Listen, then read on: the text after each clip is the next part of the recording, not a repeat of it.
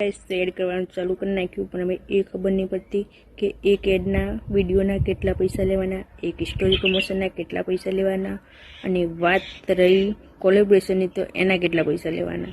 તો એપ્લિકેશન હોય તો એના કેટલા લેવાના, ડ્રો જેવી એપ્લિકેશનના કે દુકાનના કેવા કરીએ તો કેટલા લેવાના. તો આ જાણકારી અમારી જોડે નથી, અને લોકો અમારી જોડે એડ કરાવવા આવે ને ઉપરથી મને પૂછે કેટલા લેવાના.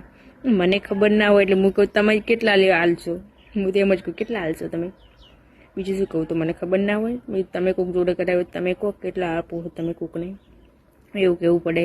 એટલે હવે બધા ચોખવટ પાડી નાખું ફટાફટ કે કેટલા પૈસા લેવાના હોય છે, કેટલા મળે છે.